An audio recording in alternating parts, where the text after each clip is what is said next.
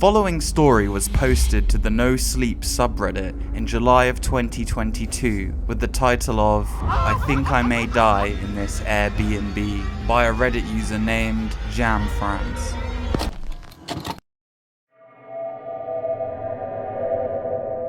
I think I may die in this Airbnb. I don't know where my friends are. I don't even know where I am. None of us would have been able to afford this on our own. Even with 5 of us, it was still a bit pricey, but to be fair, it was one hell of a house. It was 3 stories with dark scalloped siding. Paul had grown up in the area and had found the place. He had heard all sorts of stories about the place being haunted and some of the dark history growing up, but it hadn't been open to the public back then. When we chose this town as our friendcation destination, he jumped at the chance to stay here. I was intrigued, but the prospect of staying somewhere haunted excited me a lot less than it did my friends.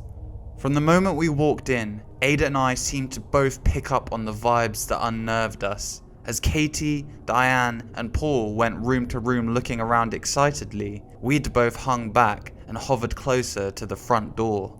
The house was beautiful, yes, but in a foreboding sort of way. The dark wood and stained glass windows meant that very little light truly filtered in, even in the peak daylight hours. The old floorboards protested our friends' steps as they explored the house. A door off to the side of the kitchen caught my attention, and I found myself drawn to it. Inside was a staircase. It was narrow and incredibly steep. You could only see a few steps before it rose out of our sight completely. It looked old, and to be honest, terrifying. "Sebekti, Ada, wanna join the tour?" Paul shouted down to us. Paul guided us around like an expert and shared trivia about the house. Even though he'd claimed to never been here before, he talked about the place like it was an old friend. He was the newest one to our friend group, so I'd only known him for a few months. But this was the most excited I'd ever seen him. He was almost giddy. The house was large enough for each of us to have our own room. I wasn't excited about that. The last thing my overreactive imagination and I needed were a giant room to myself. Just as my eyes began to close that night, I thought I heard something move along the floor above me. It sounded like something large and wet was being dragged along the floor. No, not being passively dragged. It was crawling. I could hear a faint, mournful sighing sound through the grate on the wall. I turned on my phone and listened to some music just to drown it out. It sounded like it was moaning now. I turned the music up louder, covered my head with a blanket. I burrowed my headphones into my ears deep enough to cause future hearing loss. If you can't hear it, it can't hurt you, right? Somehow, I did manage to fall asleep. I asked the others in the morning if they'd had any odd experiences, but it was just me. Paul looked excited. He had lots of questions. He truly was hoping the house was haunted. I just told him that I heard footsteps. I felt like that made me sound less crazy than if I said I'd heard something crawling or crying out in the night. He looked at me with a sly smile, almost as if he knew that I was lying. We spent the day in town and had an amazing time. Katie asked around about the house we were staying in. An older looking man at a little ice cream shop we visited told us that he thought it was irresponsible and dangerous for us to rent the place out after what had happened there. It turns out a number of tragedies had occurred there, from as recent as the owners before our Airbnb host, and then dating back to nearly 200 years earlier. He mentioned how he believed that enough suffering could result in the opening of a door, in letting something in. "So do you think it's haunted?" Diane asked, her green eyes wide. She had been hanging on to the man's every word. "Well, I always thought haunted implied that a human had passed on but had never left." He scratched his chin, leaning in for effect. "But I don't think what walks those halls was ever human." His words hovered over me the rest of the day like a dark cloud. The sounds from upstairs continued on the second night. The wet slaps, followed by slow drags and cries above me, sickened me. I mentally nicknamed whatever was making those sounds the crawler, and immediately regretted it, because giving it a name did not quell my fears. Damn my overreactive imagination. I turned the music on again. I woke up around midnight and the album had ended, but luckily, so had the disturbing sounds from upstairs. I heard voices coming from the living room area and figured I'd go see what my friends were up to. But there wasn't anyone there. It wasn't like I had just missed them. In this house, the creaky floor would have indicated their movement. I tried to quietly slide back to my room, my socks gliding across the smooth wooden floors. Not too long after I'd closed the door, someone gently rapped their knuckles on my door. It was as if there had been steps behind me the whole time. But why hadn't I heard them then? "Can I come in?" Katie whispered. I was so relieved. The house was really getting to me, and I was grateful for the company. Before I could even answer, she repeated herself in a more sing-songy voice. "Can I come in? I want to show you something." She called out my name, but struggled to pronounce it, like she'd never said it before. I froze. Sure, my name might not be that common here, but we'd known each other for a decade. She always pronounced it with ease. At my lack of response, it sounded like she was pawing at the door. She let out a sound reminiscent of a wounded animal. I turned all the lights on in the room, and I spent the rest of my sleepless night trying to figure out how to tell my friends I wasn't going to spend another night here. I would still pay my portion, of course, but I was going to be staying in town tomorrow night. I smiled to myself at the thought. Yes, staying in town tomorrow, in a hotel. I'd have to use some of my savings, but it would be so worth it. The next morning, Paul stared at me, transfixed. "Hey," he leaned towards me. "What was up with you last night?" "You came to my door. You kept trying to get me to come to the basement with you, remember?" I had never gone to Paul's room. I was too busy with my own ordeal. Ada and Diane had similar stories when they came down. One of us had come to their room and said something along the lines of, "Have you seen the basement yet? Let me show you," and tried to lead them down there. None of us opened the door. Diane, because she was tired and not in the mood to socialize. Paul, because he didn't know me that well and thought I was acting strange. Ada, like me, had the feeling that the visitor at her door was not one of us. Paul and Diane were excited by this seeming confirmation that our Airbnb was indeed haunted. Ada stared at me, her face grim. As for Katie, well, she never came to breakfast at all. We had plans, and when by noon Katie still hadn't come downstairs, I volunteered to go check on her. I ascended the stairs, taking in the unique features of the house. Instead of an open space in the atrium on the 3rd floor, there was a beautiful stained glass window placed horizontally. On the roof parallel was a skylight where the sunlight filtered through. It cast red and purple swatches of light on the floor below, and I had never seen anything quite like it before. I'm sure this won't come as a surprise to you, but Katie wasn't in her room. I heard steps above me on the 3rd floor. I was much braver in the light of day, so I ascended the 2nd flight of stairs. I went room to room on the 3rd floor. No one was there, but it was cold, much colder than the 2nd or 1st floors. I went back to the 2nd floor, trying to fight the urge to glance over my shoulder. I paused in front of the door of the room above mine, where I had heard the crawling and mournful wail the last 2 nights. I considered it for a moment, and I decided to open it. It was locked. Part of me was relieved. While I was upstairs, our friends had checked the grounds. The only place they hadn't checked was the basement, and whatever was up the stairs in the kitchen. We had regrouped in the kitchen and stared at the dark, steep steps. Paul said he'd checked the basement, if one of us could please take the kitchen stairs. The tight space made him nervous, he said. It seemed like a fair trade. After a moment of awkward silence, Diane volunteered, to my immense relief. She was also the smallest of us, at a petite 5'1".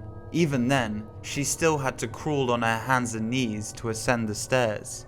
We waited, heard her walk around above us, calling out for Katie. She was up there for a while. It sounded like the space was massive. My stomach dropped as I realized I heard 2 pairs of footsteps, one above my head and another further into the kitchen, but moving towards the person above me. Diane! I hissed up the stairs, frantically. No answer. I took a deep breath and prepared to ascend after her.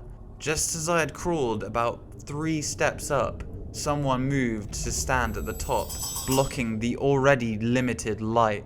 "We're coming," Diane whispered. She had begun to crawl towards me, descending the steep stairs facing me, but on her hands and knees. Her arms looked long, too long, in order to allow her to do so.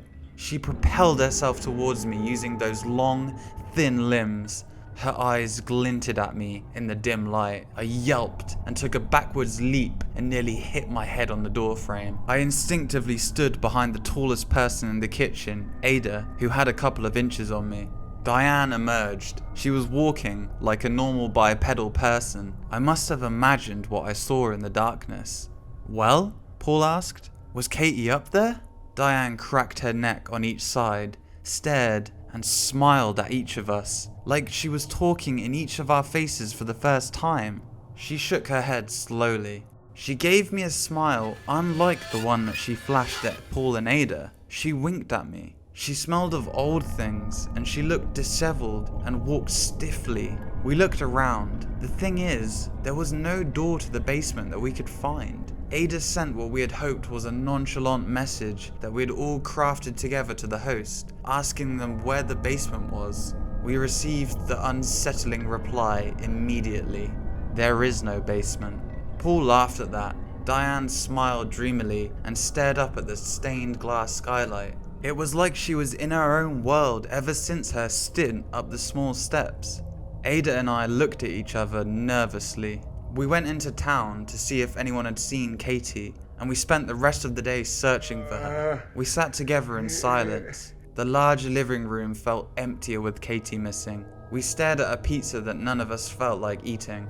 Looked like I was spending the night here again after all. I locked my door that night. Around what had become the usual time, I heard the wet, dragging, crawling sounds upstairs. I tried not to picture what the thing that making those sounds must look like. At home, I always slept with a weighted blanket on me. It made me feel safe. With just the thin sheet and an old quilt, I couldn't help but feel exposed here. Around 3 a.m, I awoke to moaning and scraping outside my door. "I need your help." I tried to place the voice. It was low but sounded female. It wasn't Ada. It wasn't Katie. It didn't sound like Diane. "It's me, Diane." I didn't reply. The cadence was also odd. The doorknob turned, quickly, aggressively. I tried to remain silent, motionless. "I need your help. My skin, it's too tight. It doesn't fit." I sat up against the headboard with my hands over my mouth, focusing on breathing as quietly as possible as it pounded at the door. Eventually, the steps faded away. The next morning, Ada looked happy. She was practically beaming. I realized that she looked different. Ada always wore her meticulously applied cat eye eyeliner and used her purple lipstick, but this morning, she had no makeup on at all. Her blue-black hair looked odd. Her bangs that were usually carefully styled and ended in a delicate point between her brows were hastily brushed off to one side. I had always admired how she presented herself, and I wished I had the skill and patience. She didn't look bad this morning, but she didn't look like herself either. Diane and Paul hadn't come down. "I'm gonna go look for the others," I whispered. "You should look up there," Ada whispered in the same husky foreign voice that I heard last night outside my door. She pointed to the kitchen stairs. I felt my throat tighten. No. I shook my head quickly. She responded with a smile. I half expected her to leap at me or follow me on my search for Paul and Diane. She didn't. Instead, she crawled back up those narrow, thin, nightmare stairs, showing the same oddly proportioned dexterity that Diane had demonstrated the day before. I knocked on Paul's door nervously. It was also locked. I continued to knock until he came to the door, groggy. He seemed mildly annoyed at the intrusion. He blocked the view into his room with his body. When I told him I couldn't find Diane, he told me he'd meet me downstairs. Diane was nowhere to be found. Ada had yet to come back down from the room above the kitchen. I could hear tearing and wet chewing sounds coming from up the stairs. I locked the door wordlessly. I tried to fight back the bile rising up my throat. I tried to tell Paul that we needed to leave while it was still daylight. I didn't want to leave our friends either, but we needed to come back with more people because something terrible was going on here. We were outmatched. We were probably outnumbered. Paul tried to convince me to stay. Surely there was an explanation. We couldn't take the car and leave our friends here. He looked at me accusingly. I loved our friends too, but I wasn't going to spend another night in this place. I thought of the crawler upstairs behind its locked door, dragging its heavy body across the floor like wet meat, crying out in the darkness for who knows what. I thought of Diane's odd behavior and subsequent disappearance. I thought of Katie, who had a crush on Paul. If she heard his voice outside her door, I'm sure she would have followed him. I thought of that thing that was likely wearing Ada's skin, eating something messily upstairs. I vaguely wondered if Paul and I were the only ones left. I told Paul I was leaving. As I was packing up, I felt a sharp blow, and then everything went dark. I woke up in the basement. It turns out there was a basement after all. Katie was down here too. She seemed to be pinned to the wall by her wrists. Her eyes were glassy. She stared ahead, unblinking, pale.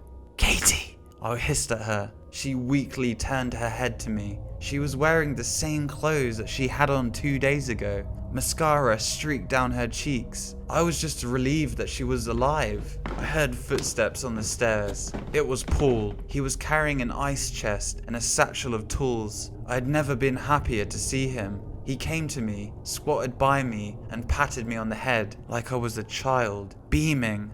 "Sebekti, you're awake. Great, we've still got more mouths to feed." He rubbed his hands together excitedly. There was a hint of madness in his eyes. Despite all the terrifying things I'd experienced in this house, realizing that Paul was part of whatever was happening was 10 times worse. The small remaining hope I had flickered out in that moment. While he fiddled about with the tools, selecting something long and sharp looking, I shifted and positioned my legs beneath me. As Paul approached me, I sprung up and ran towards him, hitting him hard with my shoulder. I seemed to take him by surprise, and I took advantage of his momentary confusion to pick up the ice chest the only way I could with my hands bound, by one handle, and I swung it at him. It connected with a dull thud and he fell backwards. I turned towards Katie. Now I could see her legs, and it was as if something had been gnawing at them. I could see bone peeking through her torn jeans.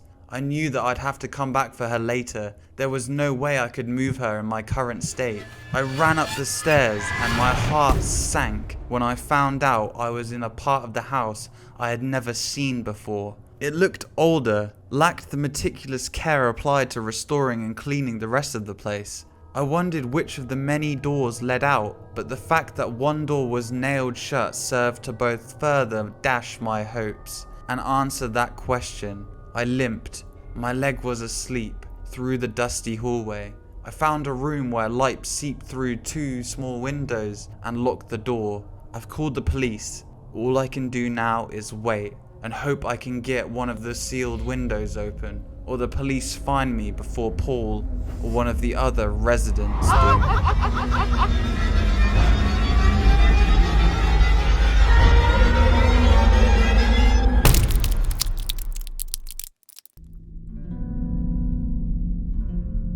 Well, that's it for today's video.